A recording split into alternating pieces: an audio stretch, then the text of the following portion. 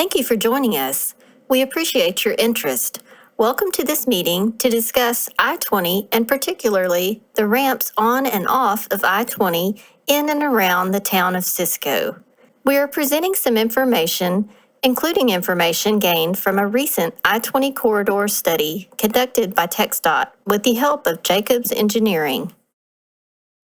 Our meeting today starts with welcome and introductions, followed by a brief safety minute, a study overview, specifics regarding this corridor in and around Cisco, and options for you to give feedback. Safety is a top priority here at TxDOT, and we start out most meetings with a safety minute. Considering the importance of this corridor, we decided to focus on roadway safety. November 7th, 2020, Texas marked 20 years of daily deaths on our roadways, with more than 70,000 innocent lives lost to preventable fatal crashes. Texas Transportation Commissioner Laura Ryan, a champion for road safety and TxDOT's In the Streak campaign, believes ending the streak is attainable, but will require every Texan's commitment.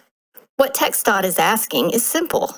When you get behind the wheel, buckle up, pay attention, and avoid all distractions like phones. Never drive under the influence of alcohol or drugs. Watch your speed, and always drive to the conditions around you. I-20 is a major east-to-west corridor across Texas, but it also has national significance since it extends 900 miles to the east of Texas all the way to Florence, South Carolina. Here in Texas, the I-20 corridor is about 635 miles. It would take you about 9 hours to drive the entire corridor in Texas. I-20 passes through 5 metropolitan planning organizations, 30 cities, and 22 counties. Infrastructure along the corridor adds up to 101 interchanges and just under 1,400 bridges that were considered in a recent study. The reason you are all here today is to better understand improvements TxDOT will be looking to make over the next 30 years and considerations that we look at regarding this corridor and specifically ramps on and off of I-20.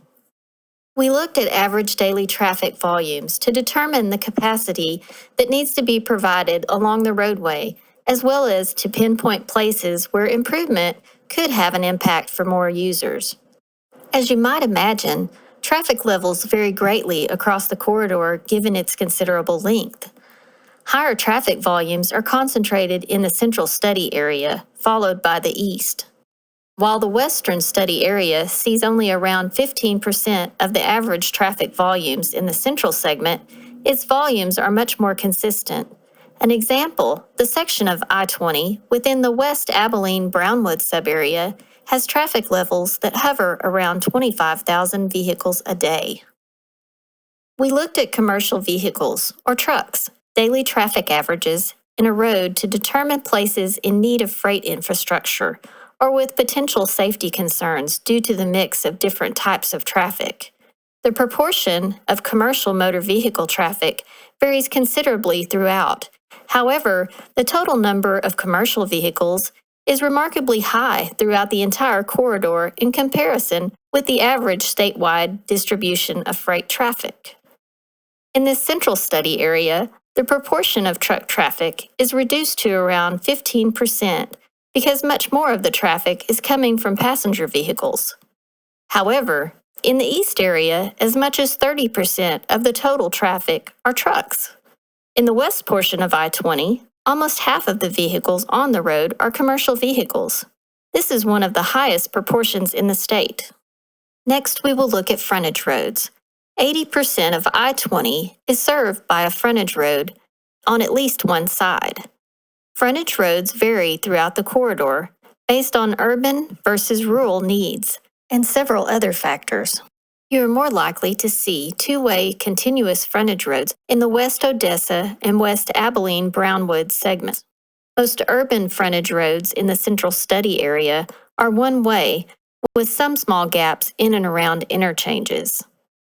In the eastern portion of the study, where frontage roads exist, they are mostly two-way, and there are some gaps, no frontage roads, in and around interchanges. Rural versus urban needs, issues, and safety concerns vary and are considered in the operation of frontage roads. Two-way frontage roads can be associated with safety concerns, as we have seen in the western portion of the corridor, particularly in urban areas. However, we also recognize there are ease of access concerns with one-way frontage roads as well. The next few slides provide an overview of crashes, or safety statistics for I-20 from 2015 to 2019. I-20 accounts for 8.3% of all interstate crashes in Texas during that time. The chart on the left illustrates an important trend for the I-20 corridor. 2018 was the last year with an increase for the total number of crashes in the interstate. However, the average per year has remained rather stable, but 2020 was a different year, and a reduced number of crashes was expected. Despite a significant decrease of vehicle miles traveled along the corridor and changes in travel patterns due to COVID-19 travel restrictions, the number of crashes were comparable to those observed in 2016 and 2017. 67% of all crashes only cause damage to property, but rear ends and sideswipe crashes stick out as recurrent issues for both passenger-only vehicles, POVs, and commercial vehicles, or CMVs. As shown on the right, there is a higher proportion of crashes in urban areas, but that's to be expected to a degree as most of the vehicle miles traveled along the corridor is observed in urban areas. We also looked at the differences in total crashes between segments in the corridor. The central segment experienced the highest crash occurrence, with 53% of all crashes in the corridor, 37% of all fatal crashes, and 38% of the crashes involving a commercial vehicle or truck. Please note that the overwhelming majority of the crashes in the central area involve passenger vehicles. Again, this is related to the higher proportion of vehicle miles traveled observed in this segment, but we will look at more details of the safety improvement need of other segments in just a moment. So how does the I-20 corridor compare to the rest of the state? To get a better picture of the state of safety along the corridor, our analysis includes a crash rate calculation. The crash rate takes into consideration the total number of crashes in an area per 100 million miles traveled during a number of years. In urban areas, I-20 has fewer crashes per 100 million vehicle miles traveled than the statewide average, or the crash rate is lower than other urban interstates. We can say it is performing better than other interstates in terms of safety, but in rural segments, the crash rate for I-20 is mostly higher, which drives the rates for the east and west segments above the statewide average and points to the need for safety improvements. As you can see in the above heat map, the majority of fatal crashes occurred in urban areas within Dallas-Fort Worth, which has the highest concentration of crashes, followed by Midland, Odessa, Longview, and Abilene. Some rural segments west and east of Midland, Odessa, as well as west of Abilene and west of Tyler, also experienced a relatively high frequency of fatal crashes. It is important to note that the total fatal crashes in the corridor account for only 1% of all crashes. And while the share of other injury-inducing crashes decreased in 2020, there were slight increases in the total of fatal crashes on frontage roads or exit and entrance ramps compared to the 2015 to 2019 averages. As part of the I-20 corridor study, various issues were identified on I-20 during the preliminary results of the I-20 corridor within Eastland County. These findings include bridge clearances, ramp lengths, interchange issues, and capacity issues or need for additional 3 lanes for traffic. As you can see from this slide, the issues in the Cisco area determined during the corridor study include bridge clearance, indicated by blue color, capacity needs shown in brown, and ramp length shown in a yellow color. The slide here shows preliminary ramp geometry issues identified on I-20 within Eastland County. Based on these results, it appears the majority of ramps within Eastland County meet current criteria.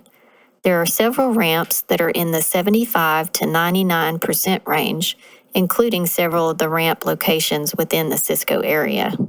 There are multiple contributing factors to crashes on ramps within Eastland County on I-20. As is the case for most wrecks, driver error, including inattention, failure to yield, or other irresponsible or inattentive driving, are the greatest contributors to wrecks. As you can see in the above map, the majority of crashes related to ramps in the Cisco area are related to driver error. Unsafe speed, driver distraction, and inattention are the leading causes of wrecks. In this map, you can see the number of crashes that have occurred at the two on-off-ramp locations in the Cisco area. At the exit ramp at reference marker 330, there were 3 crashes, of which one was related to driver inattention. Another was a parked car with no lights on and driver inattention, and the third was related to medication and failure to control speed. On the entrance ramp, there were no wrecks.